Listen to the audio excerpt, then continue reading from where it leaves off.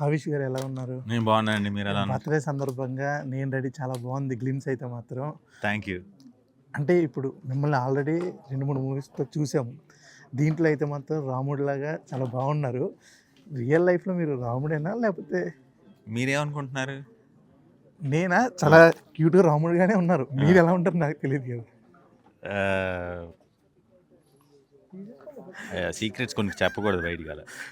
Okay. ఈ cinema ఎలా ఉండబోతుంది? ఈ సినిమా మెయిన్ ఫ్యామిలీ ఎంటర్టైనర్. కంప్లీట్గా మీకు ఫుల్ జనాలు ఉంటారు, సరదాగా ఉంటుంది, మంచి సెంటిమెంట్ ఉంటుంది. అలా అని చాలా పెద్ద స్టోరీ ఫుల్గా ఉంటుంది. ఫుల్ మీన్స్ తింటారు అంటారు కదా కొంతమంది, చాలామంది సినిమా వాళ్ళు. కొంచెం అట్లాంటి సినిమానే డెఫినెట్గా. సో మీకు ఇప్పుడు మూవీ చూసే ప్రతి ఆడియన్ వెళ్ళి చూసే లాంటి సినిమా. ఇప్పుడు కొన్నిసార్లు ఇప్పుడు యాక్షన్ సినిమా ఉందనుకోండి, కొంతమంది ఆడియన్స్ చూడరు, ఆడాళ్ళు ఇష్టపడరు. అట్లాగే ఇప్పుడు మీకు ప్యూర్ రొమాంటిక్ సినిమా ఉందనుకోండి, అగైన్ మళ్ళీ పెద్దవాళ్ళు రారు, చిన్నాళ్ళు చూస్తారు. అట్లా హారర్ మూవీ అంటే అందరు రారు, థ్రిల్లర్ మూవీ అంటే అందరు రారు. ఇది అట్లా కాకుండా అందరూ వెళ్ళి చూసే సినిమా అనమాట. ఓకే. అంటే ఈ పైన చూస్తున్నప్పుడు గ్లిమ్స్‌లో చాలామంది ఆర్టిస్టులు వచ్చారు. మినిమం ఒక 28 మంది ఆర్టిస్టులు ఉన్నారంట. అవును.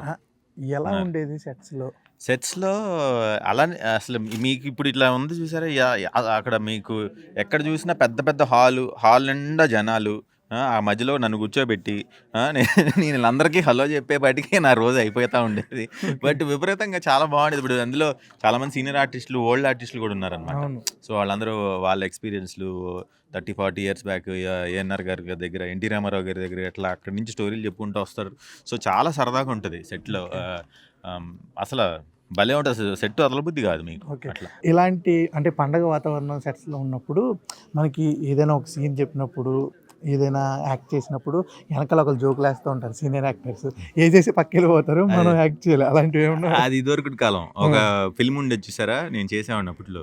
అప్పుడు అమ్మో బూతులు గీతులు నెక్స్ట్ లెవెల్ డబుల్ మీనింగ్ జోకులు ఈ మధ్య లేవు. మరి అవి ఏమైపోయినాయి మరి. ఒకప్పుడు ఉండేవి సీనియర్ ఆర్టిస్టులు ఉన్నప్పుడు, ఇప్పుడు లేవు. మరి మాటలు అంతా నార్మల్గా అయిపోయింది. మరి హీరోయిన్ ఠాకూర్ గారు అంటే ఆవిడ చబ్బీగా ఉన్నప్పుడు బాగున్నారా?